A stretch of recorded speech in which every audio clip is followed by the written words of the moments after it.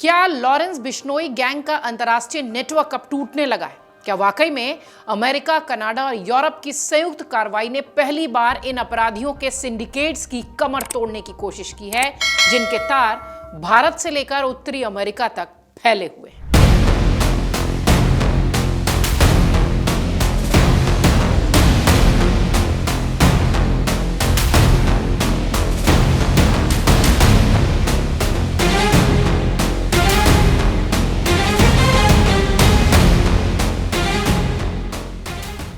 सबसे बड़ा सवाल ये कि आखिर हरदीप सिंह निज्जर हत्याकांड में लॉरेंस बिश्नोई और गोल्डी बराड़ का नाम अमेरिकी आरोप पत्र तक कैसे पहुंचा? बहुत सारे सवाल इस तरह के हैं। अंतर्राष्ट्रीय अपराध जगत से जुड़ी एक बड़ी खबर सामने आई है कि अमेरिका, कनाडा और यूरोप की कई सुरक्षा एजेंसीज ने मिलकर एक बड़े ऑपरेशन में भारतीय मूल के 3 बड़े अपराधी गिरोहों पर शिकंजा कसा है। इस कार्रवाई में 24 लोगों की गिरफ्तारी हुई है, 37 लोगों के खिलाफ आरोप पत्र दाखिल है। इनमें लॉरेंस बिश्नोई, गोल्डी बराड़ गैंग, जग्गू भगवानपुरिया सिंडिकेट और रविंदर सिंह ढांडा का नेटवर्क शामिल है। और इस पूरे अभियान को, इस पूरे ऑपरेशन को नाम दिया गया ऑपरेशन हार्डबॉल। इस ऑपरेशन में अमेरिका की FBI, Los Angeles police, royal Canadian mountain police और कई अन्य देशों की सुरक्षा एजेंसीज शामिल थी। मिलकर उन्होंने यह कार्रवाई की है। छापेमारी के दौरान करीब 1000 किलोग्राम कोकेन, 1 किलोग्राम हेरोइन, लगभग $40,000 नगद और करीब 1 दर्जन से ज्यादा बड़े हथियार बरामद हुए। इतनी बड़ी मात्रा में बरामद मादक पदार्थ इस बात का इशारा करते हैं कि इनका नेटवर्क सिर्फ रंगदारी या हत्या तक सीमित नहीं है, बल्कि अंतर्राष्ट्रीय ड्रग्स तस्करी से भी जुड़े हुए हैं। अधिकारियों के मुताबिक कैलिफोर्निया में 11 गिरफ्तारियां हुई, जबकि बाकी गिरफ्तारियां इंडियाना, जॉर्जिया, कनाडा और स्पेन में की गई। हालांकि अभी भी 10 आरोपी फरार बताए जा रहे हैं, जिनकी तलाश जारी है। इस पूरे मामले का सबसे अहम पहलू वो आरोप जिसने एक बार फिर भारत, कनाडा और अमेरिका के बीच चर्चा तेज कर दी है। अमेरिकी आरोप पत्र में कहा गया कि लॉरेंस बिश्नोई और उसके करीबी सहयोगी गोल्डी बराड़ पर खालिस्तान समर्थक आतंकी हरदीप सिंह निज्जर की हत्या की साजिश रचने का आरोप है। आपको बता दें, 18 जून 2023 को कनाडा के ब्रिटिश कोलंबिया प्रांत के शहर में ही हरदीप सिंह निज्जर की गोली मारकर हत्या हुई थी। 2 हमलावरों ने गुरुद्वारे के बाहर ताबड़तोड़ गोलियां चलाई थी। इस घटना के बाद कनाडा में जांच शुरू हुई। बाद में भारत कनाडा संबंधों में भी इस पर तनाव देखने मिला।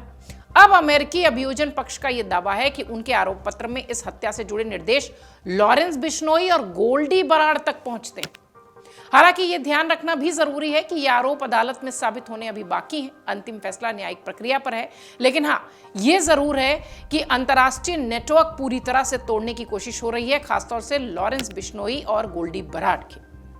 लॉरेंस बिश्नोई भारत की जेल में बंद है। गोल्डी बराड़ लंबे समय से विदेश में एक्टिव बताया जाता रहा है। भारतीय सुरक्षा एजेंसीज का पहले भी दावा रहा है कि विदेश में बैठे अपराधी भारत के भीतर आपराधिक नेटवर्क चलाने की कोशिश करते हैं, जिनमें गोल्डी बराड़ का नाम सबसे सामने लिया जाता है। इस कार्रवाई के बाद केवल बिश्नोई गैंग ही नहीं, बल्कि प्रतिद्वंदी जग्गू भगवानपुरिया सिंडिकेट पर भी गंभीर आरोप लगे हैं। जांच एजेंसीज कहती हैं कि इस सिंडिकेट पर पैसे लेकर हत्या करने यानी कॉन्ट्रैक्ट किलिंग और ड्रग्स तस्करी में शामिल होने का आरोप है। तीसरा बड़ा नेटवर्क है रविंदर सिंह ढांडा का। आरोप है कि कनाडा में रहकर यह नेटवर्क ट्रकों के जरिए हर सप्ताह कैलिफोर्निया से कनाडा तक सैकड़ों किलो कोकेन का तस्करी का काम करता है। इसके अलावा मेथाम्फेटामाइन की भी तस्करी की जाती है। यह भी एक तरह का ड्रग्स होता है। अगर यह आरोप अदालत में साबित होता है तो उत्तर अमेरिका में फैले एक बेहद संगठित अंतर्राष्ट्रीय ड्रग्स नेटवर्क की तस्वीर इसके मामले के साथ पेश होगी। भारत लंबे समय से कनाडा से यह मांग करता रहा है कि सक्रिय खालिस्तानी समर्थक, चरमपंथियों और उनसे जुड़े आपराधिक नेटवर्क के खिलाफ सख्त कार्रवाई की जाए। भारत का यह भी कहना रहा है कि ऐसे तत्व भारतीय राजनयिकों, भारतीय समुदाय और अपने विरोधियों को धमकाने का भी काम करते हैं। दूसरी ओर कनाडा लगातार निज्जर हत्याकांड की जांच कर रहा है। इस बीच सितंबर 2025 में कनाडा में लॉरेंस बिश्नोई गैंग को आधिकारिक तौर पर आतंकवादी संगठन घोषित किया गया था। कनाडा का यह आरोप है कि यह गैंग वहां रहने वाले लोगों से जबरन वसूली करता है, ड्रग्स नेटवर्क संचालित करता है।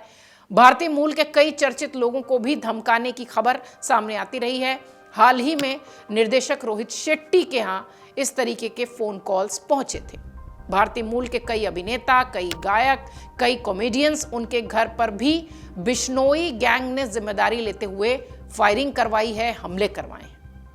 अमेरिकी अधिकारियों का यह भी कहना है कि इन गिरोहों का सबसे बड़ा असर भारतीय समुदाय पर ही पड़ा है।